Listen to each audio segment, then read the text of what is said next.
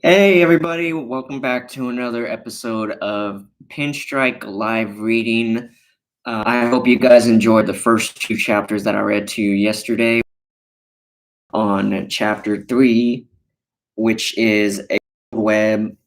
And this chapter is it's pretty much the backstory of how uh, Patrick Webb before he became mayor and how he was like back when he was working for Bo's parents.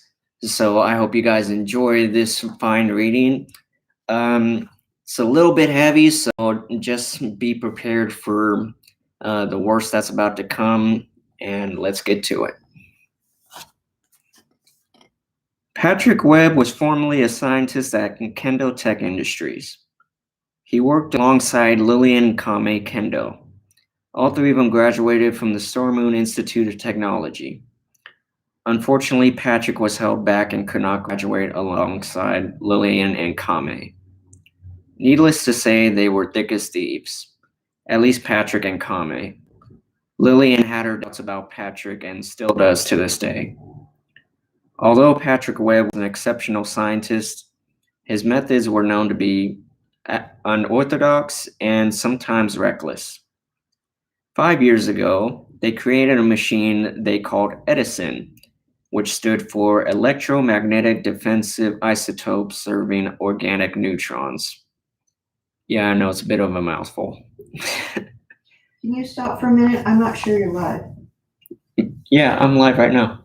Okay, I'm not getting you. Hold on. Just 1 second, guys. Juliana's trying to get herself set up as well here. Okay. Oh, sorry. All right. My apologies. Okay. All right. Oh, just let me know when you're ready. Okay. Yeah, you're not showing up here. Oh, that's odd because it says. Okay, I have you now. Okay, go. Okay. Go ahead. All right. So she's all set, and we're gonna continue here, guys. Let's see. Oh yeah. It was a round hovering backup generator that was white and silver, along with the red platform. It automatically powered up during a citywide blackout and would shut off after a few seconds when everything came back on. It was a excuse me. It made a high-pitched whirring sound when it activated. It has proven useful and it was their greatest success. It sits upon the rooftop of the Kendall Tech building. One night, Kami was working late on a new project. They were gloves that carried the same electromagnetic field-like capabilities as Edison. They were defibrillator gloves that were designed to be lightweight and durable, with the same velocity as the average metal version to be used on heart patients when delivering CPR. They were black and blue, designed to look like any other pair of full-finger gloves.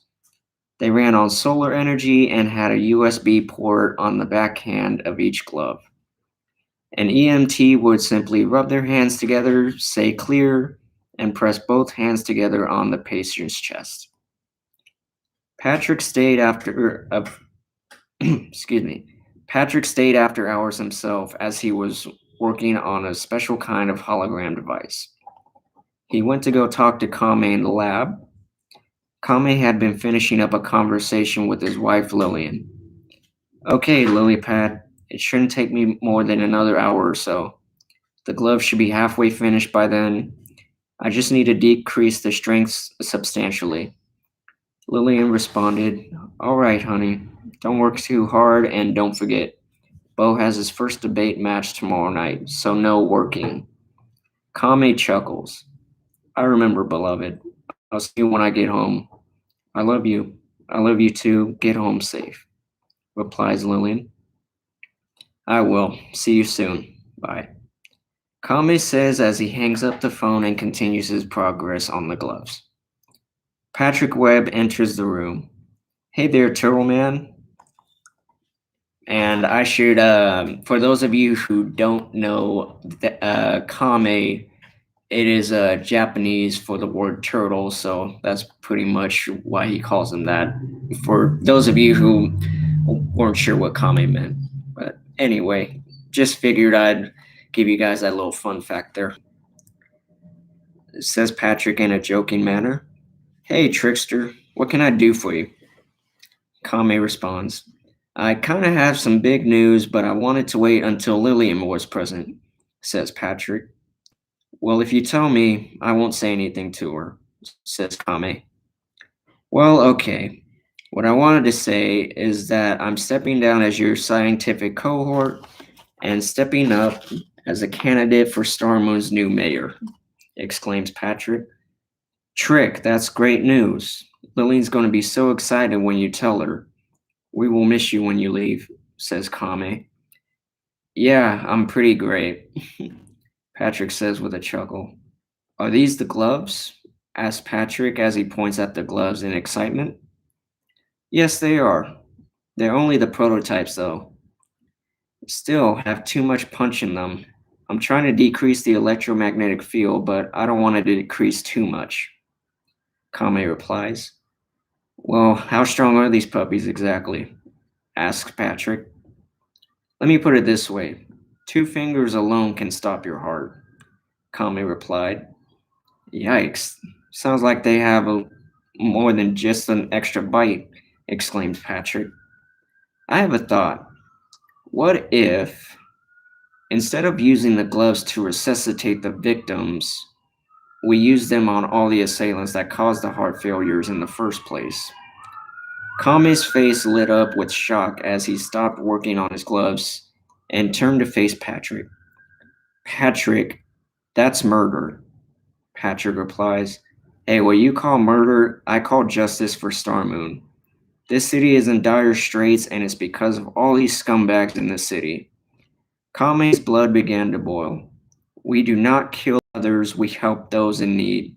It is not our job to play judge, jury, or even executioner. Patrick stood silently for a moment, thinking of a response that wouldn't upset Kame further. Wow, you're thinking of a response that wouldn't upset Kame further. Wow, you're right, Patrick said as he lightly chuckled. Wow, I don't even know where my mind went just now. I am so sorry. I didn't mean for it to take a dark turn. It won't happen again. Kame's phone rings. Kame picks up his phone to see who it is. It is his son, Bo, calling about tomorrow night's debate. It's my son, Bo. I'm going to take this outside, Kame said as his nerves were still rattled. Tell him I said good luck tomorrow night, said Patrick. Sure, Kame says before he hit the answer button on his phone. Hi, son, Kame explained as he walked out of the lab. Hey, Dad, I just wanted to remind you about the debate, Bo exclaimed. Yes, I remember. It's tomorrow night. Your mother called a moment ago to remind me. As Kame steps out, Patrick stares vindictively at the gloves on the counter, as if he had villainous intentions. Kame came back into the lab, finishing his conversation with his son. He noticed that Patrick and the gloves were both gone. Hey, son, I have to go. Something has come up. All right, I'll see you at home then. I love you, Dad, exclaimed Bo. Yes, I love you too, son. Bye. Kame hangs up the phone and puts it in his pocket. A worrying sound stirs up behind Kame. It was Patrick rubbing his hands together. Kame turns around and sees Patrick. Clear! Patrick yells as he pushed Kame with the gloves.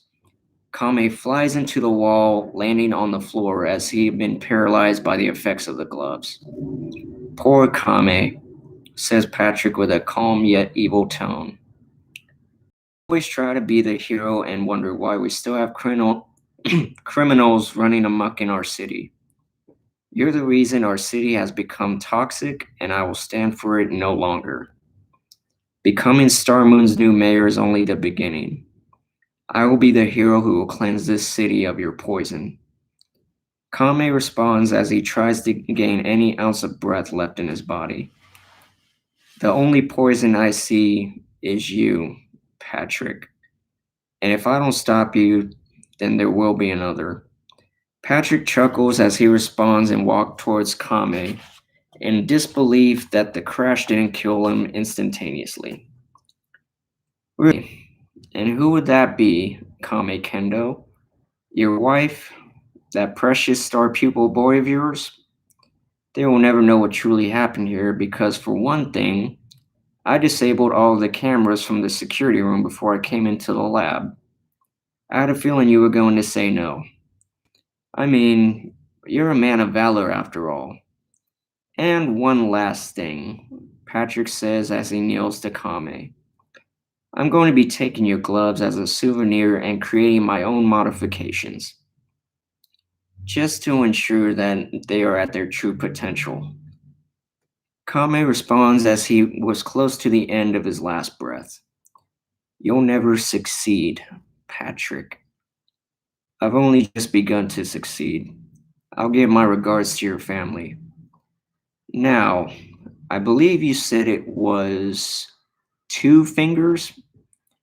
Patrick says as he pushed his index and middle finger together on his left hand against Kame's heart, killing him once and for all. His body had laid flat. That fateful night, the beginning of Patrick Webb's reign of tyranny. This occurred 1 month prior to his mayoral campaign. The police were called to the laboratory to investigate the situation by Patrick Webb, lying to them about finding Kame Kendo on the ground in the lab, saying it must have been a malfunction that blasted him into the wall as he was working on a new project, which caused him to go into cardiac arrest. Somehow the police believed him as there was no substantial evidence proving Patrick Webb had killed Kame Kendo himself. The broadcast journalists at Star 96 found out about the occurrence as Chuck's son, an African-American male and top journalist for Star 96, had the breaking news story. Heartbreaking news this evening as Star Moon's exceptional scientist and well-respected philanthropist, Kame Kendo, had been found dead in his laboratory. He was found by fellow colleague and friend Patrick Webb, who says that he told the police it must have been a malfunction from a new project he had been working on. Hopefully there will be more to develop for this story. This has been Chuck's son, back to you in the studio. Lillian and Bo had not yet learned about this development, as they did not watch the news because they believed it to be manipulative. Later that night, one of the police officers showed up at the Kendo residence after the investigation. The police officer rings the doorbell. Lillian answers the door. The police officer went by the name of Jax Wild, a sturdy Caucasian male who was a by-the-books cop that had told her the unbearable news. Asked Officer Wild. Yes, officer, and Mrs. Kendo would be fine. Is there a problem? Replies Lillian. I'm Officer Jax Wild from the SMPD, and I'm unfortunate to say that your husband, Kame Kendo, was found dead at Kendo Tech Industries this evening.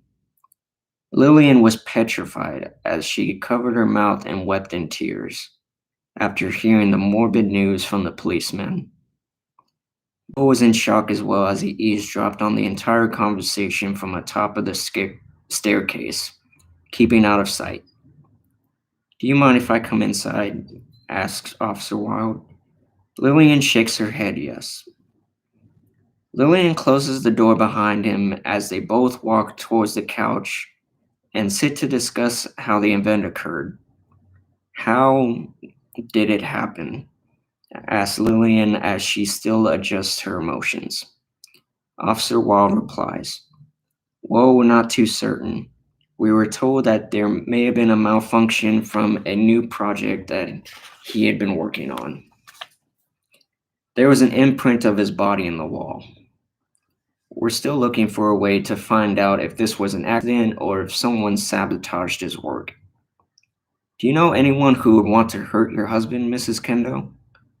Well, no, of course not. He was a highly respected he was highly respected in his field as both a man and a leader. He has a son, for God's sakes. Why did this happen to him? That's what I'm going to find out, Mrs. Kendo. I will make sure that your family will be at peace after we find out the truth. Officer Wild says with determination. I have to get back to the station. Here's my number in case you have any questions, says Officer Wild as he gets up from the couch. Thank you, Officer Wild. Lillian replies as she gets up as well to show the consoling officer to the door. Lillian opens the door with Officer Wild saying one last comforting comment. Don't worry, Mrs. Kendo. I will not rest until you and your son do. Lillian holds her heart as she was touched by his words. Thank you, officer, she says with a smile. You're very welcome. I'll leave you to grieve. After Lillian closes the door, she leans her hand against it, asking the most important question a newfound widow and single parent would ask herself. How am I going to explain this to Bo? You won't have to, Bo says as he slowly walks down the stairs in tears. Oh, honey, Lillian says softly as she speedwalks to Bo, hugging him as the world has just ended. They hugged each other tightly as a piece of their lives have withered away. 2 weeks after, 2 weeks had passed since Kendo's death, as all the friends and family members of the Kendos had come to Kame's funeral, which took place outdoors. Kame's casket laid behind the podium, where Bo and Lillian both given their eulogies, honoring their beloved husband and father, Kame Kendo. Lillian made the first eulogy. My husband was not only a renowned scientist, but also a loving husband and a wonderful father to my son Bo. He had been taken from us too soon. I will miss my turtle as I was his one and only lily pad. I love you, Kame, wherever you are. I know you're looking down over us proudly. And now my son Bo would like to say a few words. Bo kisses his mom on the cheek as he steps to the podium. Truth be told, I originally wasn't going to say anything, but out of respect for my father, I figured it was the only appropriate thing to do.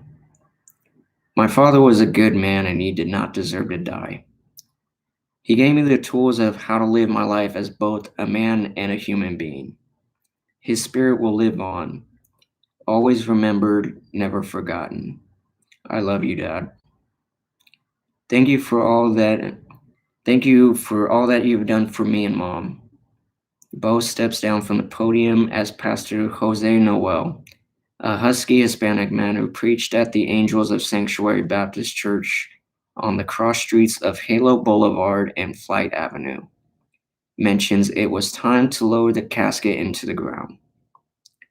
The pallbearers take the casket to the empty grave, where Lillian and Bo had buried their loved one after the pastor would give his testament. At the end of the funeral, everyone comes up to Bo and Lillian to offer their respects and condolences, shaking their hands softly and giving warm hugs, showing their love and support for the grieving family. Hime comes up to Bo with a hug due to his misfortune. I'm so sorry, Bo. I know how much you meant to you. Bo says nothing. He gives her a soft hug in return, knowing that despite everything that's transpired, he still had Hime in his life, and aside from his family, that is what meant the world to him. From that point on, Bo was determined to find the truth about his father's death by taking matters into his own hands. He knew that his father was cautious with his inventions and that murder that did not add up. The next day, the autopsy report was delivered to the precinct. and to deliver the results. She did not add Officer Wild's number. Officer Wild responds, "Hello, Mrs. Kendo? It's Miss Kendo now. May I ask who's calling?" Lillian says as she prepares a cup of tea. "Of course, Miss Kendo. This is Officer Wild. I was at your residence a few weeks ago." Officer Wild asks to jog her memory. "Oh, of course. May I ask what this is about?" Lillian asks kindly. "Well, I received the autopsy report of your husband, and it turns out that his death was verified as heart failure after his collision with the wall. I know it seems strange, but that's what the coroner's office confirmed it as." As much as Lillian wanted to believe the report, a part of her believed that perhaps there was more to this incident that was letting on. She knew that Kame had a strong heart. Lillian chose to be kind and give Officer Wild her response. "Thank you, Officer Wild. Perhaps now my family can live in peace. Just glad I could be of service, Miss Kendo," says Officer Wild. "Please, call me Lillian. It's the least you can do for helping me and my son." She says as she's grown accustomed to the upstanding policeman. "If that's the case, call me Jax," he said. "Well, thank you once again, Jax," Lillian says, smiling. "Hey, it's not a problem at all. I'll be in touch. You take care of yourselves," says Jax. "We will. Thank you again. Goodbye," Lillian says as she hangs up the phone. Granted, she felt better knowing what happened to her husband. She still believed it wasn't the full story. She wanted to be as determined as Bo to find out what really happened to Kame, but she went living on her life as she thought it was the right decision. And I know you guys are probably tearing up on that chapter. It was a little bit emotional for me to write as well, but believe me when I say it does get better during the next chapter once I read it to you guys. Yeah, that was a sad point right there. I'm getting, okay, how, let me make sure I got this right. Let's see. I'm glad that this inspires you to write, Trish. That to me. But sorry, you were. Oh no. Good. Okay, good. I'm glad you're addressing people. Let's see. Well, she wants to buy the book. So if you could tell her how to do that, and tell her when you wrote it, when you published it, and all that kind of stuff. All whatever information that you want to give. If you want to talk about her a little bit.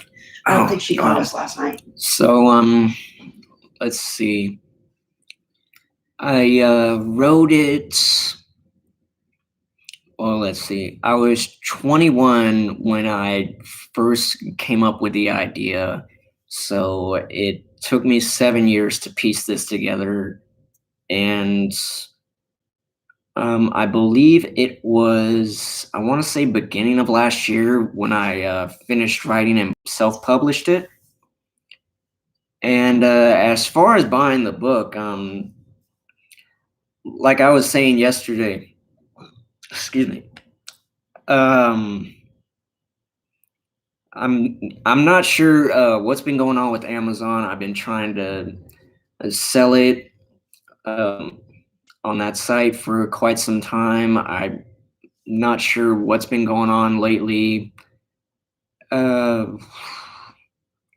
I'm still trying to figure that part out. But if you type in the title of the book and you add it to your cart and you decide to buy it, I should get a notification letting me know that, hey, somebody wants to buy your book. I'm not 100% sure. That's just my theory on it. But yeah, if you want to try to do it that way, I should be able to get a notification on that. Will you be able to give her hard copy, or how does that go? Well, let's see. Well, the one I was just mentioning now, that's the hard copy. If you want to check out because I have the hard copy and I also have the digital version on Amazon Kindle. It, as far as I know, it should have the same book cover. It might be different. It's been a while since I checked, but if you want to look on Amazon Kindle, She likes hardcover books. She doesn't like electronic. oh yeah. So hard copy books. Yeah, if you want to try it the way I was just explaining, hopefully that'll be able to work for you.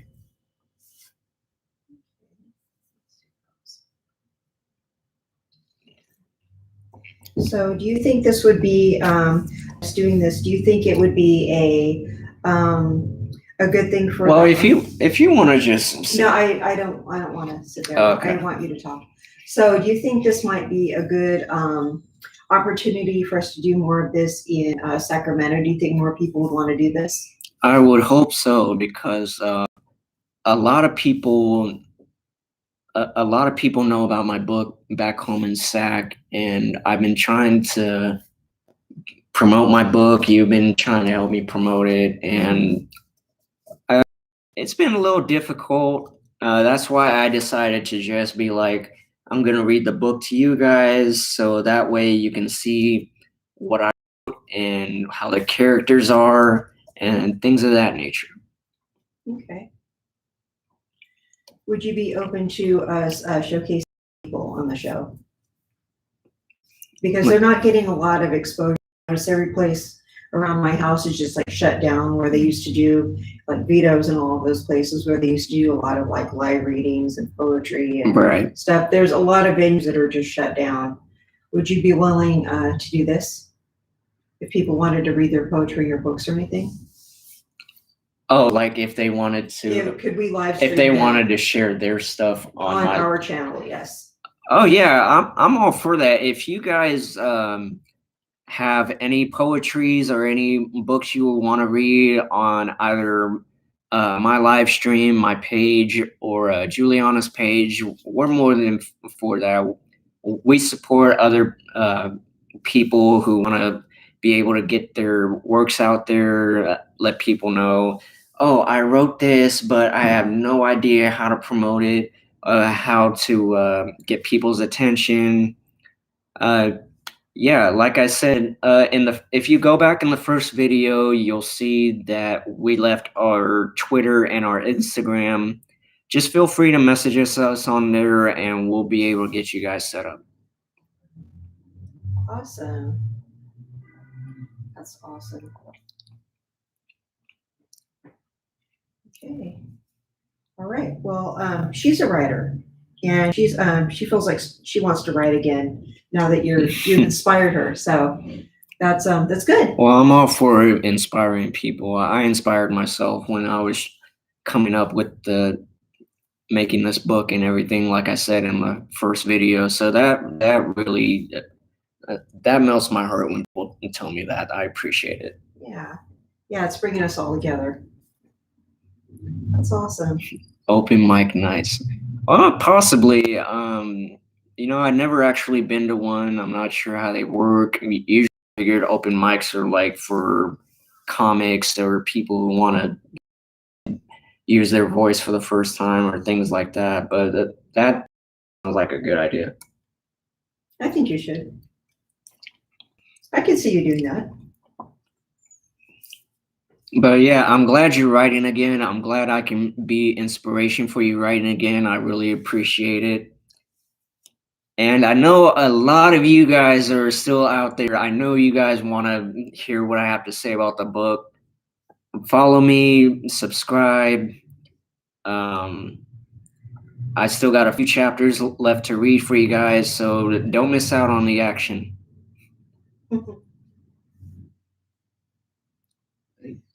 Anything else you want to say? I was about to ask you that. Okay.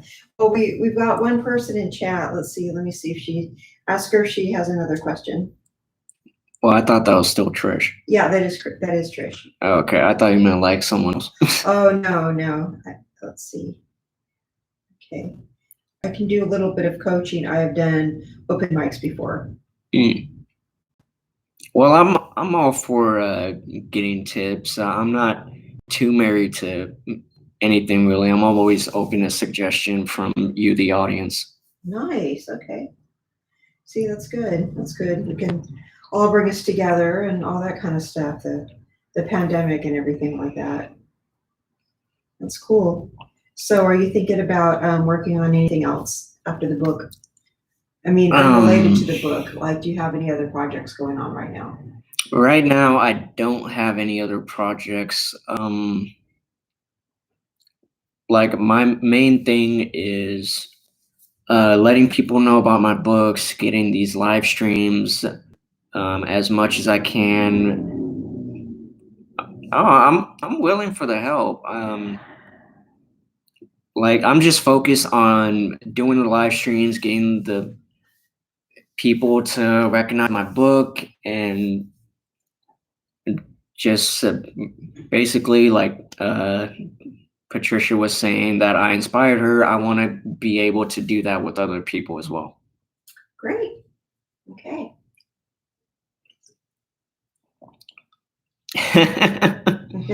Thank you. I appreciate it. Yeah. Nice. Okay. All right. Well, anything else? I think that pretty much covers it. I know Juliana said that she wanted to do something tonight with the live stream. I wasn't sure what it was like. No, I've been feeling kind of blah all day, so I'm not gonna get on there with you tonight. I'm doing this with you though, so. All right, so tomorrow night will be the last night I will be reading the chapters for you guys. I will be reading chapter 4 tomorrow night here in LA, and then Wednesday morning we'll be on our way back home to SAC, and I will try my best to be able to trying to get the words out.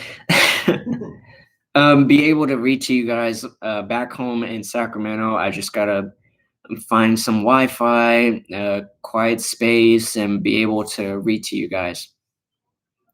And like I said, I'm still trying to, with any luck, if you know somebody who knows somebody, whether it's book companies, movie producers, anything like that, because this book is too good not to notice. So keep following me, keep subscribing. I guarantee you, you guys are gonna love what happens in the end here. What time are you doing the next live stream? So yesterday and tonight, I've been doing it around 8 o'clock because I feel like that's prime time. Okay. Yeah, pretty much. Prime time would be 8 o'clock. Okay. Awesome. And of course, if you know anybody who doesn't know about my book and has YouTube, feel free to invite them to this channel. I really appreciate it.